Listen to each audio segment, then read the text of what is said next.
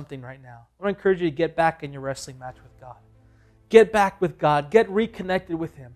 Get back to wrestling with God. Now, wrestling with God is a God-ordained thing. God wants you to wrestle with Him. He wants you to wrestle with the Word. He wants you to wrestle with, man, I don't understand this, but then learn to trust God and hold on to Him. See, that's what Jacob did not do. He did not let go. He held on to God. See, I believe God right now wants to do that in your life.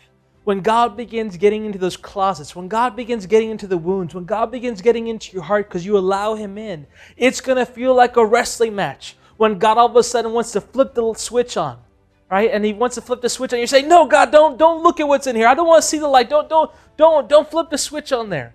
And you're going to be in that wrestling match with God just over the switch. And God says that's good. Wrestle with Him. Wrestle it. But in the key of wrestling, do not let go of Him. Hold on to Him because that is our source of strength. Let your strength be spent with God. Okay? And it might seem like you're against God, but hold on to Him.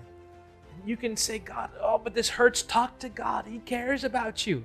It says to cast your cares upon God because He cares about you. So as there are things that are painful that are happening, perhaps God is communicating through circumstances, through others, things that are hurting but they're true.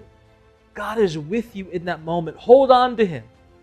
Because it's dangerous if you're letting go and dealing with it on your own. Then that's painful. And God's grace is not there. But God's grace is there when you're holding Him and holding hands with Him. And you're in His embrace. And God can guide you through, like we talked about last week, through the deep end, through the difficult parts in your life.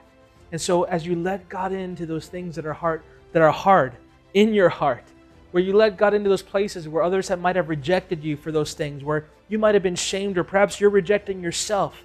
And likewise, you might be rejecting others in those same areas as well. God wants to come in and turn the light on. And God wants to begin saying, hey, that needs to get out of here. Let's take that out. And you might say, no, God, I don't want to throw that out. And this is where we have to trust God. Say, God, okay, your will, not mine. God, I'm going to trust you. All right, God, go ahead and throw it out. God might say, hey, I don't want you to wear that label anymore of loser. I don't want you to wear that anymore. You're my son now. You're my daughter. And God is trying to tell us right now, you're mine. Don't say that you're this. Don't say that you belong to this sin. Don't say that you're a such and such. Don't say that you always do this or that you always do that. God wants to redefine who you are based on who He is.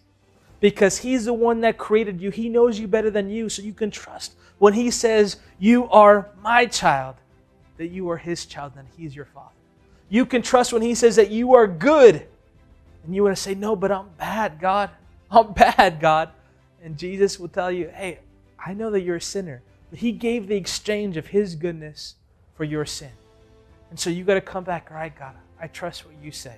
I'm going to trust and pursue what you're saying. I'm going to hold on to you. I'm going to hold on to what you're saying. Go ahead, God, throw that out.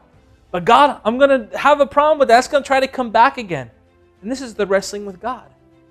And guess what? God knows that it's good if you can identify. The devil's going to try to remind you of those things that you were. Those things, those words will try to echo in your head again. And this is where we have to keep holding on to God. Understand there's a battle, but in the midst of the battle, you hold on to God and realize that now He's the protector of your home. He's the protector of your heart.